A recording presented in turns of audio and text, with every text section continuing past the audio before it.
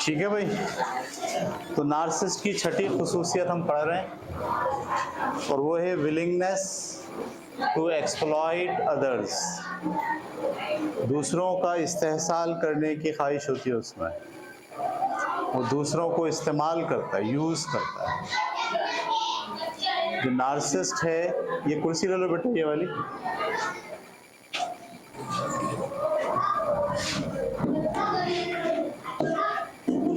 ठीक है, नार्सिसिस्ट क्या करता है? यूज करता है दूसरों, अपने फायदे और अपने मफाद के लिए दूसरों को इस्तेमाल करेगा।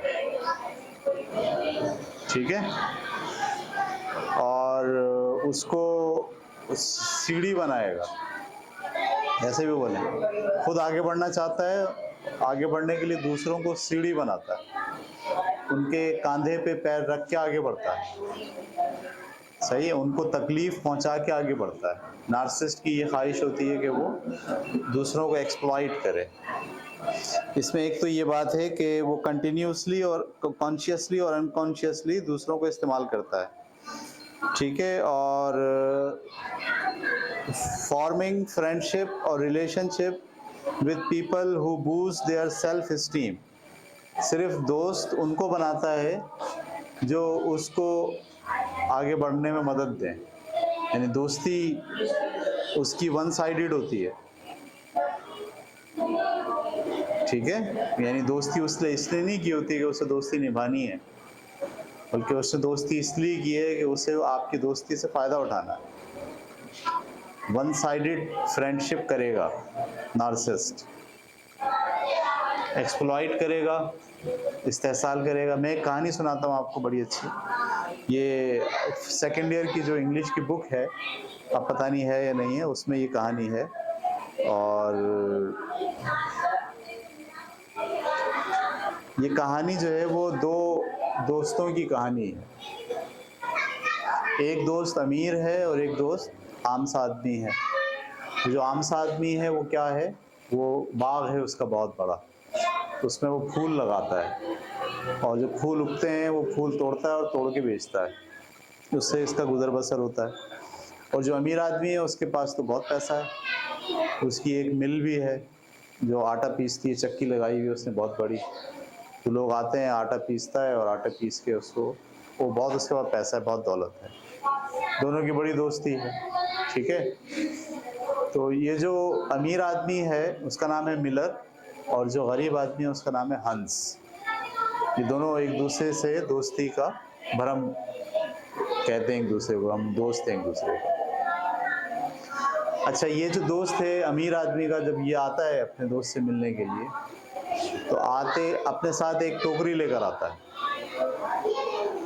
और अपने दोस्त से अच्छी अच्छी बातें करता है, मीठी बातें करता है और कहता है यार ये ज़रा फूल, ये वाले कुछ फूल ये वाले डाल दो, कुछ फूल ये वाले डाल दो, कुछ फूल ये वाले डाल दो, ऐसे टोकरी भर के साथ ले जाता है।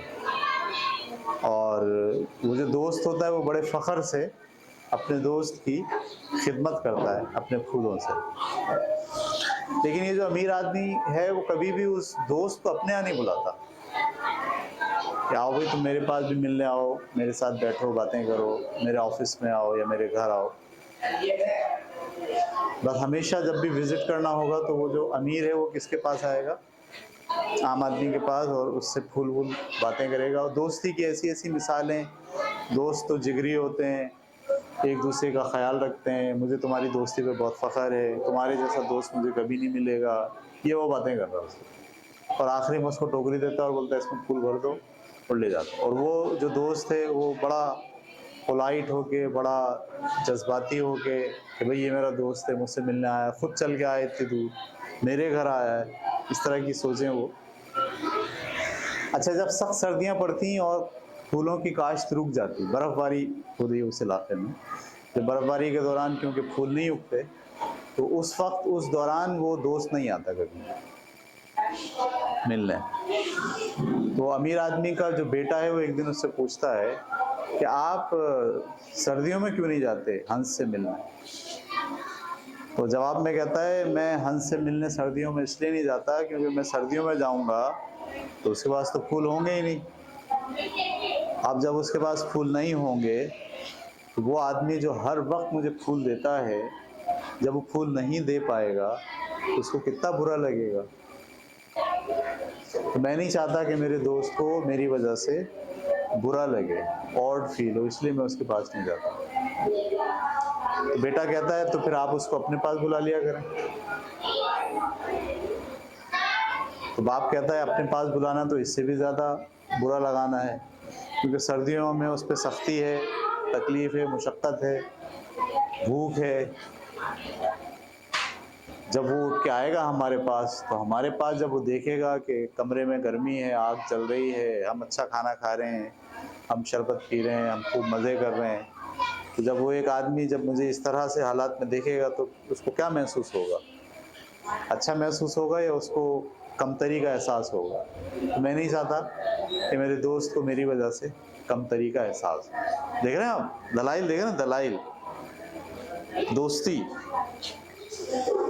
तो एक दिन वो सर्दियों के बाद जब आता है उसके पास मिलने के लिए, तो उसका बेचारे का भी बाग तो तैयार होता नहीं है, थोड़ा सा ही फूल लगे होते हैं। तो आके उससे कहता है कि तुम क्या बात है, आजकल मेहनत नहीं कर रहे हो, तुम्हारे पास बाग अच्छी तरह से तैयार नहीं हुआ हुआ। तो जो गरीब आदमी है उसको कहता है नहीं, बाग तो तैयार मैं करूँगा अभी, क्योंकि सर्दियाँ अभी ख़त्म हुई हैं, लिहाजा अब मैं काम शुरू करूँगा। तो वो कहता है भाई, दोस्त होने का मतलब ये नहीं है कि मैं तुम पे तनकीद नहीं करूँगा। दोस्त वही बेहतर होता है जो दूसरे दोस्त को तरबियत करता है, जो उसकी गलतियों के बारे में उसको बताता है। और मैं तुम्हें बता रहा हूँ कि ये जो तुम्हारा निकम्मापन है ना, कि तुम सुबह देर से सो के उठ रहे हो और अपने बाग की तरफ तवज्जो नहीं दे रहे हो, ये अच्छी बात नहीं है। कहता है एक दोस्त का हक है, दोस्त का फ़र्ज़ है कि अपने दोस्त को अच्छी बात बताए। तो उसको इस तरह से डांटता है और डांट के कहता है कि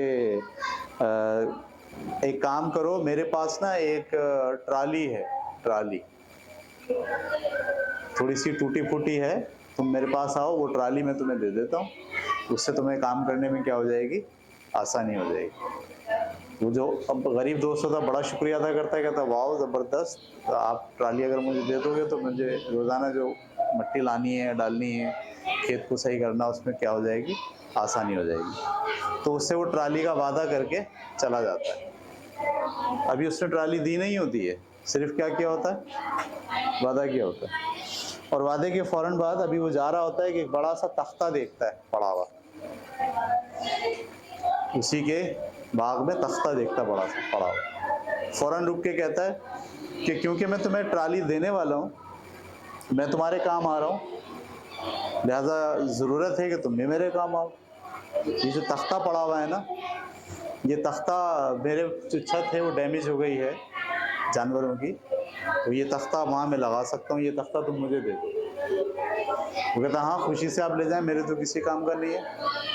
तो वो उसी को कहता है कि आओ हम, मेरा ज़रा छोड़ दो वहाँ तक। तख्ता भी उसके सर पे रखता है और उसको छुड़वाता है, और भी जब छोड़ने आता है तो कहता है अब तुम आ ही गए हो तो ऐसा करो, ये तख्ता यहाँ पे लगा भी दो, तुम मेरे दोस्त हो, क्या मेरे लिए इतना भी नहीं कर सकते, जबकि मैं तुम्हें क्या देने वाला हूँ, ट्राली देने वाला हूँ। तो बेचारा तख्ता लगाने के लिए खड़ा हो जाता है, तो वो चला जाता है। अब वो और लोगों को ढूंढता है कि मैं कैसे लगाऊं, उसमें उसका 1 दिन 2 दिन 3 दिन, इवन ये कि हफ्ता गुजर जाता है उस तख्ते को लगाने। इस हफ्ते के अंदर वो अपने बाग की रखवाली नहीं कर पाता, तो जो थोड़े बड़े फूल थे वो भी ज़ाया हो जाते हैं, उसका बाग बर्बाद हो जाता है। सही है। फिर वो सारी चीज़ें छोड़ छाड़ के जब अपने बाग में आता है, फिर तैयारी शुरू करता है कि मैं किसी तरीके से बाग को, लेकिन वो आदमी किसी ना किसी बहाने से उसके पास कोई आदमी भेजता है और कहता है भाई ये वाला काम निकल आया है, ज़रा तुम मेरा ये वाला काम कर दो। और काम करवाने के लिए बोलता क्या है, क्योंकि मैं तुम्हें क्या देने वाला हूँ, ट्रॉली, इसलिए ज़रूरी है कि तुम भी मेरे लिए कुछ करो। अभी ट्रॉली दी नहीं है उसने, सही है, लेकिन वो उसको ये बोल बोल के उससे काम करवाता चला है, एक्सप्लॉइट करता है। ये जो मैंने लफ्ज़ लिखा ना एक्सप्लॉइट, एक्सप्लॉइट का मतलब ये होता है कि आप इमोशनल ब्लैकमेल कर रहे हैं, उसके इमोशंस के साथ खेल रहे हैं, ठीक है, जैसे हमारे अम्मा अब्बा भी करते हैं। मतलब आप जो है वो आपसे, अब ड्रामे भी देखें उसमें एक अम्मा अपने बच्चे को बोलती है, आए हाय सारी ज़िंदगी हमने तुम्हारे लिए इतने काम किया, इतनी मेहनत की, इतनी खिदमत की, और तुम हमारे लिए इतना भी नहीं कर सकते। अम्माएँ तो बड़ा दूसरे लेवल पे जाके इमोशनल ब्लैकमेल कहती है, आए हाय 9 महीने तुमको अपने पेट में रखा हमने, फिर इतनी मुश्किलात से हमने तकलीफ से तुम्हें बर्थ पैदाइश दी, और तुम हमें ये सिला दे रहे हो। इमोशनल ब्लैकमेल, एक्सप्लॉइट कर रहे हैं आप, यूज़ कर रहे हैं दूसरे आदमी को बातों के ज़रिए उकसा के। ये नार्सिसिस्ट होता है। उस कहानी में आखिर में यही होता है कि उसका बच्चा बीमार हो जाता है मिलर का, तो वो भेजता है एक आदमी को कि उसको बुला के लाओ हंस को। हंस आता है, बोलता है क्या मसला है? बोला यार डॉक्टर है फलाने गांव में रहता है, तुम ऐसा करो उस डॉक्टर को बुला के ले आओ, बर्फबारी हो रही है, तूफान आया हुआ है। तो कहता हाँ मैं डॉक्टर को बुला के ले आता हूँ, एक काम करो अपना घोड़ा मुझे दे दो। बोला नहीं, घोड़ा अगर दे दूंगा तो फिर हो सकता है तूफान के अंदर घोड़ा भटक जाए। घोड़ा भी नहीं देता उसको, बेचारा पैदल जाता तूफान में। तो डॉक्टर के पास पहुंचता, उसको बोलता भाई मिलर का जो बेटा है वो सीढ़ी पे से गिर गया है, उसने आपको बुलाया है। तो वो तो अपने घोड़े पे बैठ के फौरन आ जाता है, ये साहब बीच में आ जाते हैं, तूफान के जद में आ जाते हैं और मर जाता है। दूसरे दिन पता चलता है फलानी जगह बर्फ़ के नीचे दबा पड़ा और मर गया है। वो जैसे ही मर जाता है तो सबसे ज़्यादा मातम करने वाला, रोने वाला, चीखने वाला कौन होता है? उसका दोस्त।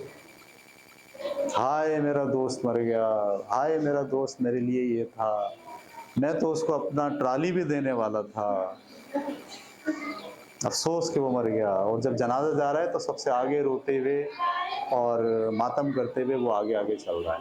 ये कहानी है बड़ी ज़बरदस्त। तो उसको आप, इसी को फ्रेंडशिप कहते हैं हमारे यहाँ। मुसन्निफ ने बताने की कोशिश की है जो फ्रेंडशिप होती है ना, वो फ्रेंडशिप नहीं होती।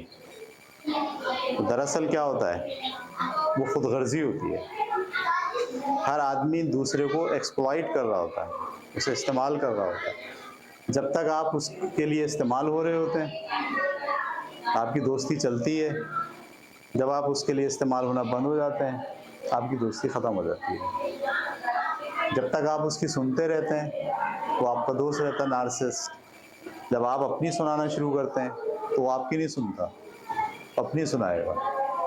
आप उसके साथ बैठे हैं 1 घंटे की गुफ्तगू में 50 मिनट वो बोलेगा, 10 मिनट आपको बोलने देगा। नार्सिसिस्ट है ये आदमी। है दोस्त आपका, बराबरी की बुनियाद पर दोस्ती नहीं कर रहा। आप बैठ के बात करो, 50 मिनट वो बोलता रहेगा, अपने टुकड़े सुनाएगा, अपनी बातें सुनाएगा, अपने मसाइल बयान करेगा, आप सिर्फ हाँ ये सुनते रहोगे। और जब आप बोलना शुरू करोगे तो बोले अच्छा यार मेरे को काम है, मैं जा रहा हूँ। 10 मिनट आपको मौका मिलेगा, 50 मिनट वो बोलेगा। तो आप समझ जाइए आदमी कौन है, ये नार्सिसिस्ट है, ये उसकी पहचान है। तो एक्सप्लॉइट करता है, नंबर 1। नंबर 2 मैंने क्या कि जानबूझकर फॉर्मिंग फ्रेंडशिप और relationship with people who boost their self esteem और स्टेटस, यानी उन्हीं को दोस्त बनाता है जिससे उसको फ़ायदा हो।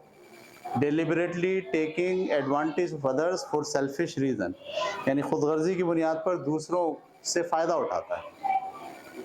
तो एक खासियत ये हो गई इसकी छठी कि वो दूसरों को एक्सप्लॉइट करता है। अब हमारे 7वीं बात के ऊपर कि 7वीं खुसूसियत क्या है? Lack of empathy. Lack of empathy. Lack of empathy का क्या मतलब? ये जो एम्पैथी है इसका क्या मतलब होता है? एक लफ्ज़ होता है सिंपैथी जिसके मायने होते हैं हमदर्दी, और एक लफ्ज़ होता है एम्पैथी। एम्पैथी का मतलब होता है कि वो मैं दूसरों के दर्द को महसूस करूं, अगर तो मुझ में एम्पैथी है, मुझे एहसास हो आपके दर्द का, जो दर्द जिस दर्द से आप गुजर रहे हैं मैं उसे महसूस करूँ, तो मैं कहूँगा मुझे एम्पैथी है मेरे अंदर। लेकिन मैं आपके दर्द को महसूस ही ना करूं, आपका मुझे एहसास ही ना हो, ठीक है? तो इसका मतलब है कि मुझ में एम्पैथी नहीं है। सही है, यानी मैं जो बातें कर रहा हूँ उससे अगर आपको तकलीफ हो रही है तो हो, मैंने आपको कोई काम दिया है, उससे आप मर रहे हो तो मरें, आप दर्द से गुजर रहे हैं तो गुजरे, हमें इससे क्या, मुझे इससे क्या। तो मैं हूँ एक्चुअली नार्सिसिस्ट। मुझ में एम्पैथी नहीं है, दूसरों का दर्द महसूस करने की सलाहियत नहीं है। मर गया तो मर गया, किसी के घर रिश्तेदार में गए, किसी की मैयत हो गई, सब रो रहे हैं, वो नहीं रो रहा। क्यों नहीं रो रहा? बोला पागल है, सब रो रहे हैं, दुनिया में सब मर जाते हैं। दूसरों के दर्द को महसूस ही नहीं कर पा रहा वो, उसमें एम्पैथी नाम की कोई चीज ही नहीं है। समझ में आ रही बात आपको? काम का लोड बैलेंस करने के बजाय आप पे ज्यादा डाल देगा, आप पे ज्यादा डाल के बोलेगा भाई ठीक है, मुझे तो फायदा हो रहा है ना, मेरे पर्स लोड कम है, एक टेबल उठाओ, 2 बंदे उठा रहे हो, तो खुद कम जोर लगाएगा, दूसरे को क्या क्या बोलेगा, सोचेगा सारा लोड इस पे आ जाए। सही है, सीढ़ी पे जा रहे हैं, उसको पता है भाई सीढ़ी पे जब कोई चीज लेके जाते हैं तो ज्यादा लोड किस पे आता है, नीचे वाले पे आता है, नीचे वाला होता है ना, उसमें ज्यादा लोड आता है।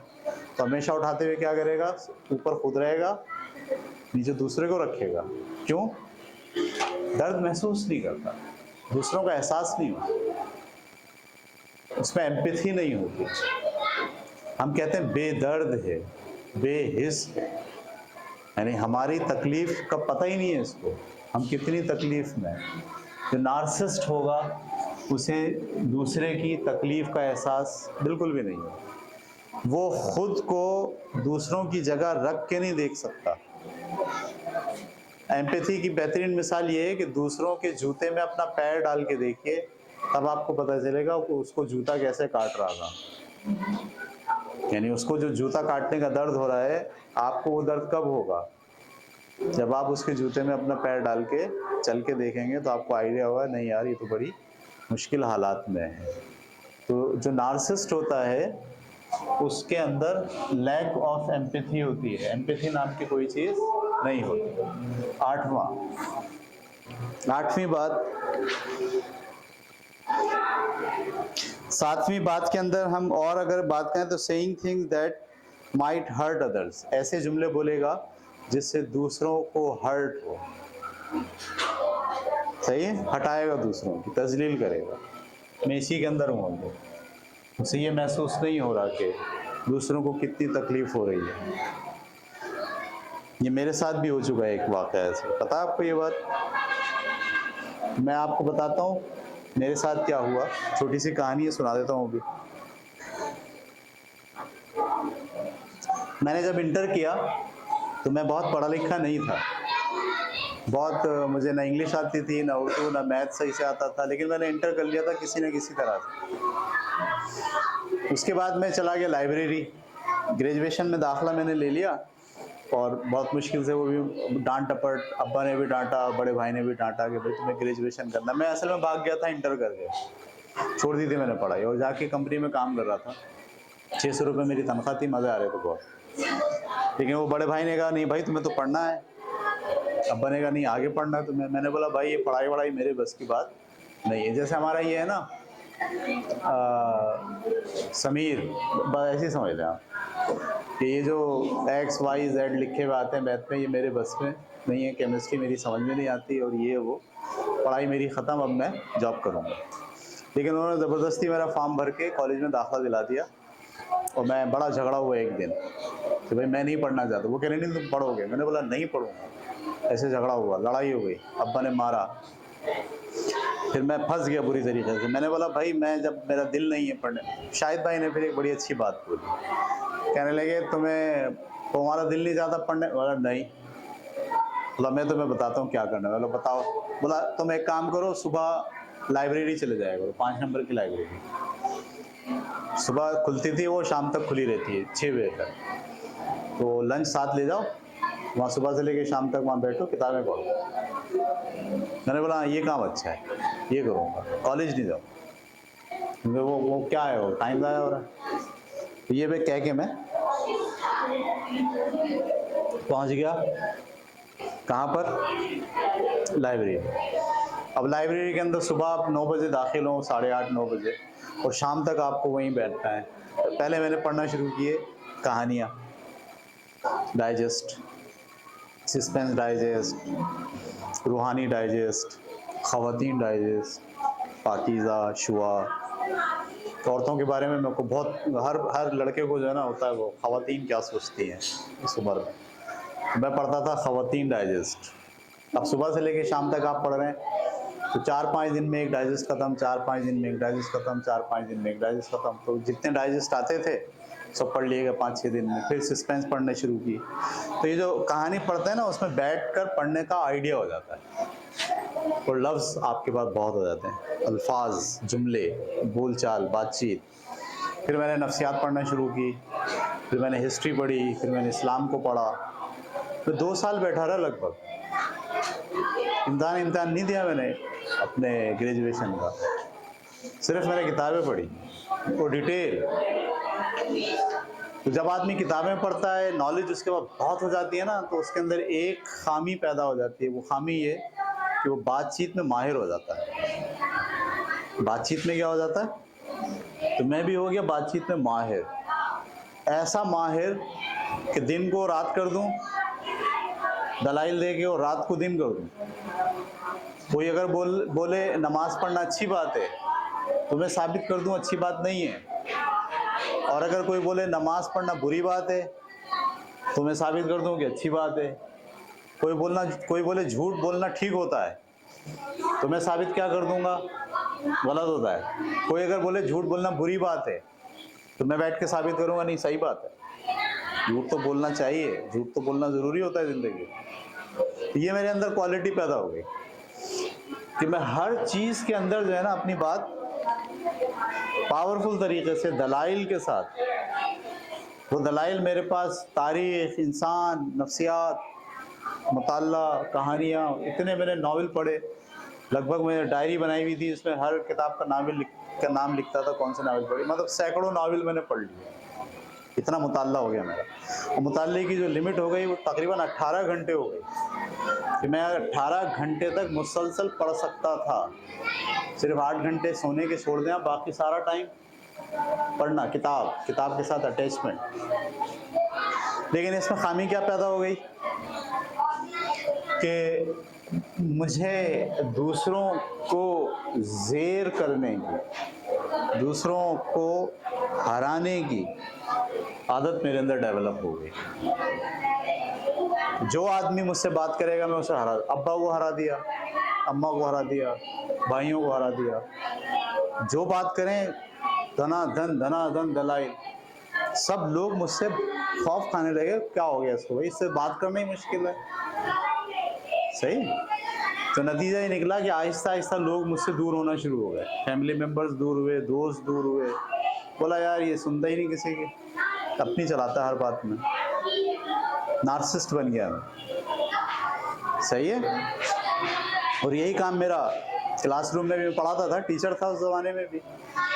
तो अगर किसी बच्ची के सर पे से दुपट्टा उतर जाए, ओए होए, उसकी तो ऐसी, अभी नहीं हूँ मैं नार्सिसिस्ट उसकी तो मैंने ऐसी बेइज्जती करनी है क्लास के अंदर कि बेचारी 8-8 आंसू रोती कि क्या कहाँ फंस गई मैं, सर ने जो है ना छोड़ा नहीं।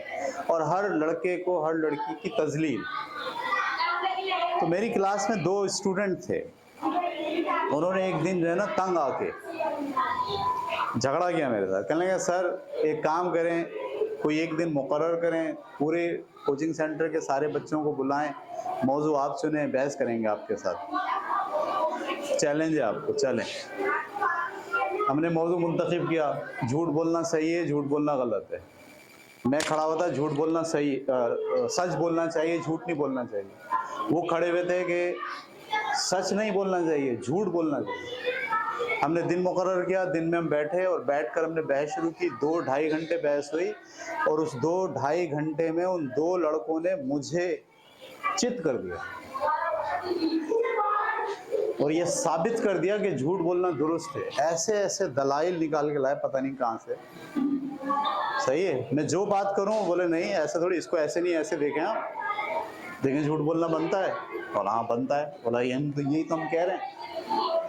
फिर मैं दूसरी बात करूं, बोले नहीं इसको ऐसे नहीं ऐसे देखें। 2-2.5 घंटे में उन्होंने क्या करा, मुझे सबके सामने, अच्छा उन्होंने ये नहीं करा कि इनफरादी तौर पर, पब्लिक बैठी है, बच्चियां बैठी हैं, बच्चे बैठे हैं, पूरा सेंटर बैठा, उसमें उन्होंने मुझे वो रगड़ा, और लड़कियां भी शामिल हो गई, लड़के भी शामिल हो गए, क्योंकि सबको गुस्सा था मुझ पे, क्योंकि मैं किसी को सुनता ही नहीं था।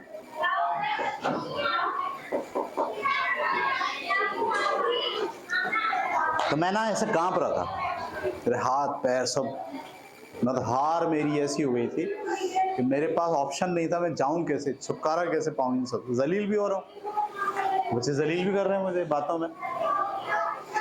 तो जब वो बात एंड हुई ना, तो वो दोनों बच्चे खड़े हुए, कहने लगे सर अब आपको पता चला कि आप लोगों के साथ क्या करते हैं। ओए ओए, बोला ये करते हैं आप लोगों के साथ। उन्होंने मुझे एम्पैथी सिखाई कि आज जो आपको महसूस हो रहा है ना तजलील, दरअसल यही तजलील आप क्या करते हैं, सबकी करते हैं, लेकिन आपको महसूस नहीं होता, दूसरों की तजलील। उस दिन मुझे पता चला कि मैं लोगों के साथ क्या करता हूँ, यानी मैं लोगों को ऐसी जगह पे ले आता हूँ कि जहाँ उनके बेचारों की तजलील भी हो रही थी, उनके पास कोई मौजू नहीं होता, वो भाग नहीं सकते, वो बेचारे बिल्कुल मजबूर हो जाते हैं। तो उस दिन पहली बार मुझे मेरे 2 स्टूडेंट्स ने ये बात सिखाई कि आप जब दूसरों की तजलील करते हैं तो वो किस एहसास से गुजरते हैं, आज आप सेम उसी एहसास से गुजर रहे हैं। तो जब मैं एम्पैथी सीखी मैंने, तो मैंने उस दिन फैसला किया कि अब आज के बाद मैं किसी की तजलील नहीं करूँगा, मैं किसी को बातों में हराऊंगा नहीं। ये फैसला मैंने किया और अल्लाह का शुक्र है मैं फिर उस पर कायम रहा। काफ़ी टाइम मैंने अपने आप को, और आज तक भी ऐसा ही है। बहस हो रही होती है, मैं चाहूँ तो बड़ी बहस कर सकता हूँ, सामने वाले से पूछ, मैं जब मुकाबला करता हूँ तो क्या उसने इतनी किताबें पढ़ी हैं, नहीं, क्या उसके पास नॉलेज है, नहीं, क्या उसका तजर्बा है, नहीं, मेरा तजर्बा ज़्यादा, नॉलेज ज़्यादा, किताबें मैंने बहुत पढ़ी हुई हैं। तो बात में हराना आसान है मुश्किल है? मेरे लिए तो बहुत आसान है किसी को भी हराना, लेकिन प्रॉब्लम ये कि जब मैं हराऊंगा तो वो कहाँ खड़ा होगा, उसका मुझे एहसास हो गया है। लिहाजा मैं किसी भी स्टूडेंट को, आदमी को, लोग को, फैमिली मेम्बर को उस बेचारगी से नहीं गुजारता। तो लैक ऑफ एम्पैथी होती है ऐसे लोगों में जो हर वक्त हटा रहे होते हैं दूसरों को, तजलील कर रहे होते हैं दूसरों को, छोटा दिखाने की कोशिश करते हैं दूसरों को, खुद को बड़ा और दूसरों को, हाँ हम जीत गए तुम हार गए, हराने की कोशिश करते हैं। अच्छा जी, seeing the feelings, needs और desire of others as a sign of weakness। वो हमेशा चाहते हैं कि दूसरों की जो वीकनेस है, वीकनेस कमजोरी है, उस पर ज़रा सही से पैर रखें, पता चल जाए ना इसकी ये कमजोरी है, तो बस अब उस कमजोरी से क्या करेंगे, फ़ायदा उठाएंगे बार बार। ये हमारे अम्मा अब्बा भी करते हैं। आपकी कोई कमजोरी हाथ आ जाए, अम्मा अब्बा के बार बार रिपीट करेंगे, हाँ वही ना, ऐसा ही है ना। वीकनेस को इस्तेहसाल के लिए, एक्सप्लॉयटेशन के लिए इस्तेमाल करना खूब जानते हैं। और आप हैरान होंगे, आपके साथ ऐसे प्यार से बैठेंगे, आप अपनी वीकनेस खुद बता दोगे उसे। पहले तो आप दोस्त समझोगे ना उसे, दोस्त है वो आपका, अब आप बोलोगे यार मुझे ना फलानी लड़की से मोहब्बत हो गई, बस उसने ये समझ लिया, वीकनेस पकड़ लिए। अब वो क्या करेगा, आपको नीचा दिखाने के लिए, ज़ेर करने के लिए आपकी इस बात को बार बार कोट करेगा, किसी दूसरे को बताएगा। वो यूज़ कर रहा है आपकी वीकनेस को, वीकनेस यूज़ करना जानता है बहुत अच्छी तरीके से। और आखिरी बात, नॉट रिटर्निंग काइंडनेस और इंटरेस्ट दैट अदर शोज, उसमें मेहरबानी और दूसरों के फायदे का जज्बा नहीं होता। इसको हम कहते हैं लैक ऑफ एम्पैथी। ठीक है, अगली बात है 8वीं, फ्रीक्वेंट इन्वाय, अय हाय,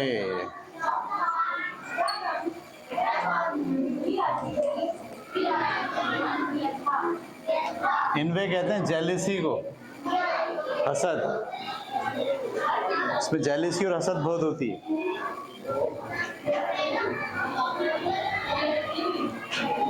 मैं बोलूँ ना कि अहमद बहुत अच्छा लड़का है, मुझे बहुत पसंद है, क्लासरूम में सबसे फर्माबरदार यही है, तो जैसे ही ये बात नार्सिसिस्ट सुनेंगे फौरन क्या हो जाएगी, हसद। क्या बोले, अरे सर छोड़ें, अहमद आप अहमद को ऐसा कह रहे हैं, ये तो ऐसा नहीं है, ऐसा है।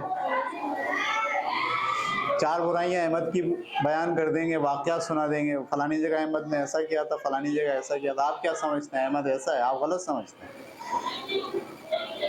मुँह से ये भी बोल देंगे उनके मुकाबले में मैं ज़्यादा अच्छा हूँ, और अगर मुँह से नहीं बोलेंगे तो सिर्फ हसद का इजहार कर देंगे, किसी की तारीफ नहीं सुन सकते,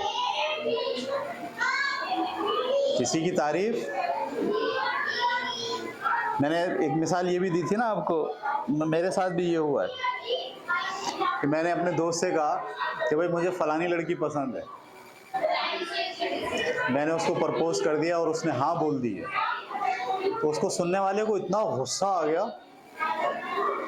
उसने बोला ऐसा कैसे हो सकता है, मतलब हम में कोई कीड़े है जो कोई हमें हाँ नहीं बोल रहा, आपको हाँ बोल रहा है।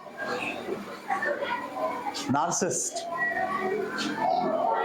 वो इन्वाय है, उसमें जलन है, हसद है, किसी को तरक्की करते हुए नहीं देख सकता। कोई अगर अच्छे कपड़े पहन के आ जाए तो इंक फेंक देगा, ये लड़कियों में बहुत होता है ये। सही है, सबसे अच्छे कपड़े मेरे होने चाहिए, शादी में सबसे अलग थलग मैं नजर आऊं।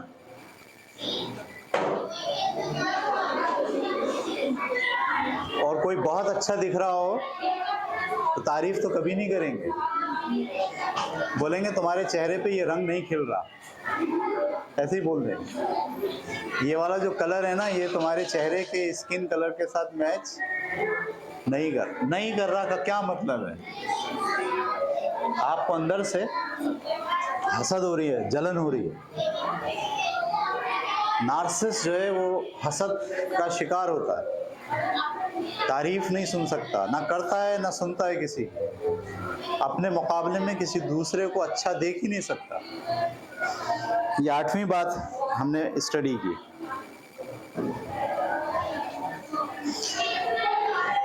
और दूसरे अगर कामयाब हों तो उसको गुस्सा आता है। मैंने लास्ट टाइम भी मिसाल दी, भाई वो फर्स्ट कैसे आ गई, मैं क्यों नहीं आई। किसी और के फर्स्ट आने पे आप रो रहे हो, दुख हो रहा है आपको बहुत। मैं कई दफ़ा लोगों को देखा है अपने स्कूल में, भाई वो तीसरे नंबर पे फलाना आ गया, वो जो चौथे नंबर पे आई वो रो रही है, गुस्सा आ रहा है उसको बहुत, ऐसे कैसे हो सकता है। तो मैं बड़ा हैरान होके बच्चे को, मैंने एक दफ़ा किसी को समझाया भी कि बेटा आप किसी की तारीफ आप क्या हैंडल नहीं कर सकते, आपको तो इतना अच्छा होना चाहिए कि आप जाके मुबारकबाद दें उसको, बोले वाह वेरी गुड, तुमने ज़बरदस्त काम किया, तुम जीती, वेरी गुड, खुशी का इजहार करें। किसी की तरक्की पर आपको खुश होना है या आपको गुस्सा होना है, ये अजीब बात है। जो गुस्सा हो रहा है किसी की तरक्की पे, तामीर पे, मतलब वो गाड़ी लेकर आ गया बड़ी वाली अच्छी सी, गाड़ी में बैठ के आ गया तो कुछ लोग बहुत खुश हुए, वाह तुम्हारे पास गाड़ी है यार, चलो घूमने चलते हैं। कुछ लोगों की हट गई देख के गाड़ी, इसके पास गाड़ी कैसे आ गई, ऐसे कैसे हो गया, इसके पास गाड़ी आ गई। अब जवाब में क्या कह रहे हैं, इसने डाका मारा होगा, चोरी की होगी, कुछ और हुआ होगा, ऐसा तो नहीं हो सकता कि इसके पास गाड़ी आ जाए। ये है नार्सिसिस्ट। तो दूसरों की अचीवमेंट पर, उनके सक्सेस पर, उनकी खूबी के ऊपर उनको हसद हो जाता है। हमारे यहाँ तो माशरे में नार्सिसिस्ट इतने हैं, आप यकीन जानिए कि लोग बिगाड़ने की कोशिश करते हैं, नाकाम करने की कोशिश करते हैं, टांगे खींचते हैं, और अगर ये सब कुछ नहीं कर पाए तो जादू कराते हैं।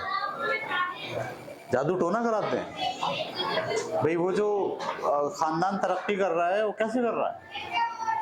चले गए वो पीर साहब के पास कि भाई वो जादू कराना है।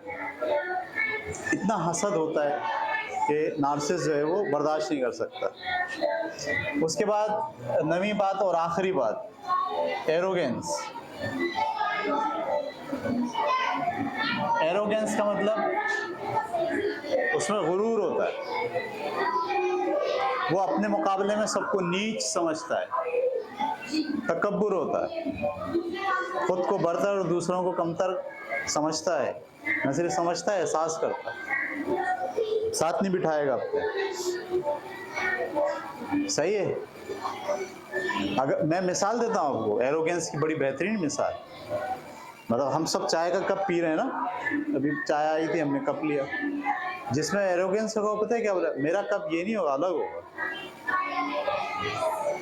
मुझे इस कप में चाय नहीं चाहिए जिसमें सब पीते हैं। मैं प्रिंसिपल हूँ स्कूल का, मुझे कप कौन सा चाहिए?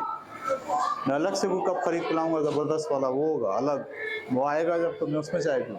एरोगेंस, आप में तकब्बुर है, आप दूसरों के मुकाबले में खुद को पता नहीं क्या समझते हो, दूसरों को अपने बराबर भी समझने के लिए तैयार नहीं हो। तो ये था जनाब आपका नार्सिसिस्ट। इसके अलावा एक बात रह गई है, वो इंशाल्लाह अगले हम पीरियड में करेंगे, क्योंकि अभी टाइम हमारे पास काफ़ी सारा हो गया है। एक क्लास के बाद नार्सिसिस्ट खत्म हो जाएगा, फिर हम दूसरी पर्सनैलिटी पढ़ने शुरू करेंगे। बस भाई।